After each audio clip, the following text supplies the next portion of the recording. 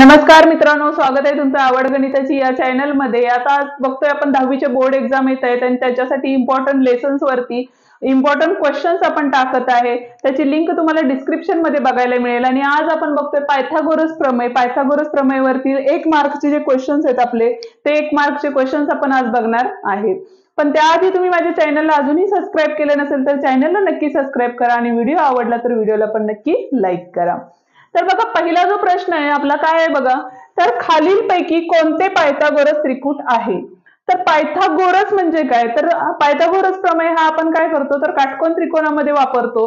आणि काटकोन त्रिकोणामध्ये वापरत असताना पायथागोरस प्रमेय काय आहे तर कर्णाचा वर्ग हा राहिलेल्या दोन बाजूंच्या वर्गांच्या बेरजे इतका असतो। आता मग पायथागोरस त्रिकूट म्हणजे काय, तर पायथागोरस त्रिकूट म्हणजे काय, तर 3 बाजू दिलेले असतात, तर त्याच्यावरनं आपण टॅली करून आन्सर फाइंड आउट करायचंय।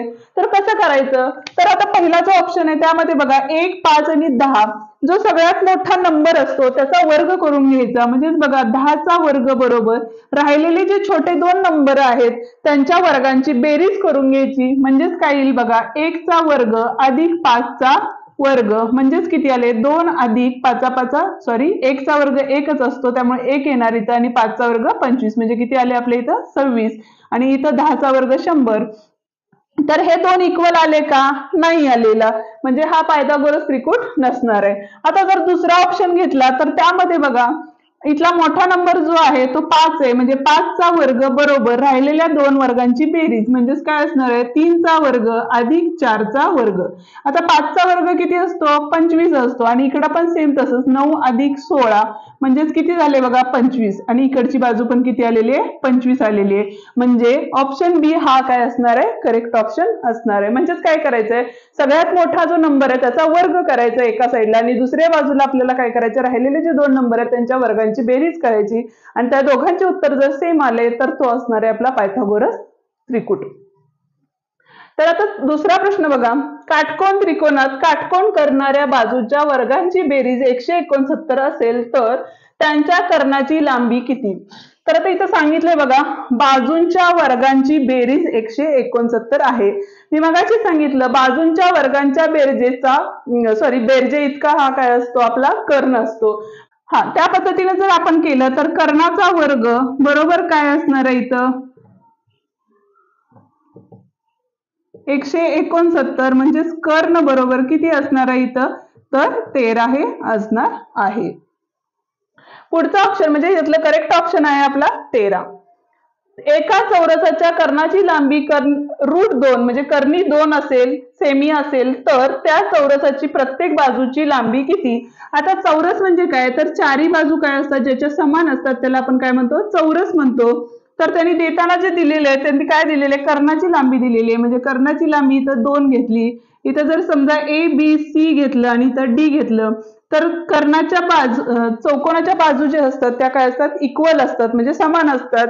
म्हणजे जर त्रिकोण आपण घेतला ABC घेतला, B हा किती असणार आहे तुमचा 90 अंश असणार आहे।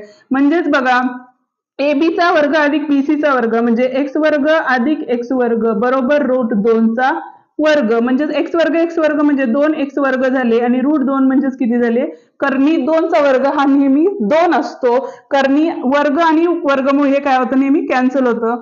आता इकडे बघा x आणि हा x इकडचे 2 आणि इकडचे 2 कॅन्सल झालेले आहेत, म्हणजेच x वर्ग बरोबर किती आलेले आहेत आपले 1 आलेले आहे, म्हणून x बरोबर किती असणार आहे तर 1 हे उत्तर असणार आहे।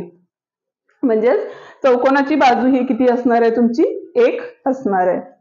पुढचा प्रश्न बघा, एका आयताची एक बाजू 12 आणि लांबी 20 असेल तर त्या आयताच्या दुसऱ्या बाजूची लांबी किती।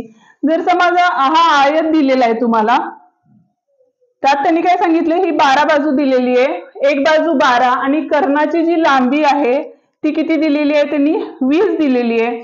कर्णाच्या ह्याच्यात पण आयतामध्ये पण काय असतं तर प्रत्येक कोन हा 90 अंशाचा कोन असतो, त्यामुळे हा आपण जर त्रिकोण घेतला, त्रिकोण ABC घेतला तर B हा किती असणार आहे 90 अंश असणार आहे। तर आता इथं बघा AB वर्ग अधिक BC वर्ग बरोबर काय असणार आहे AC वर्ग, म्हणजे कर्णाचा वर्ग हा काय आला राहिलेल्या दोन बाजूंच्या वर्गांच्या बेरजे इतका आला। म्हणजेच आता AB किती होतं आपलं तर 12 चा वर्ग अधिक BC चा वर्ग बरोबर इथं किती असणार आहे 20 चा वर्ग म्हणजेच BC वर्ग बरोबर 400 आणि हे 12चा वर्ग केल्यानंतर 144 होतात. म्हणजेच किती आले बघा 6, 5 आणि हे 2 म्हणजेच BC वर्ग बरोबर 256 आले. ह्याचं जर वर्गमूळ काढलं तर किती असणार आहे आपलं 16. म्हणून त्याची बाजू किती असणार आहे, दुसरी बाजू किती असणार आहे 16 बाजू असणार आहे. पुढचा प्रश्न बघा, 4 सेमी असलेल्या समभुज त्रिकोणाची उंची काढा. समभुज, सम म्हणजे समान बाजू असलेला, म्हणजे प्रत्येकाची बाजू ही किती आहे इथं 4 सेमी आहे. तर आता जर तुम्ही ह्याच्यावरती लंब टाकला या त्रिकोणावरती तर इथं काय होईल, इकडची जी राहिलेली बाजू आहे ती 2 सेमी असणार आहे आणि इकडची 2 सेमी असणार आहे. हा 1 मार्कचे क्वेश्चन असल्यामुळे मी शॉर्टकट मेथडनी कसे सोडवता येतील त्या पद्धतीने सांगत आहे.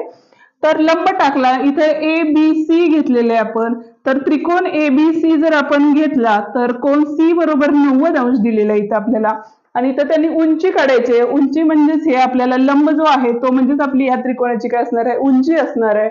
म्हणजेच येताना काय होईल बघा, तर AB वर्ग बरोबर AC वर्ग अधिक BC वर्ग म्हणजे 4चा वर्ग बरोबर 2चा वर्ग अधिक काय असणार आहे AC वर्ग. आता 4चा वर्ग 16 वजा 2चा वर्ग 4 आणि इथं असणार आहे AC वर्ग. 16तनं 4 गेले किती राहिले 8 राहिले आणि हे ACचा वर्ग. 8चे फॅक्टर जर वर्गमुळात घेतलं AC बरोबर 8 तर काय होईल 4 दोन्ही 8 होतात. तर 4चे जे वर्गमूळ आहे ते 2 आहे म्हणजे 2 कर्णी 2 हे काय असणार आहे याचं उत्तर असणार आहे. हा व्हिडिओ इथंच संपतोय. व्हिडिओ आवडला तर व्हिडिओला नक्की लाईक करा आणि चॅनलला सबस्क्राईब करायला विसरू नका. थँक्यू.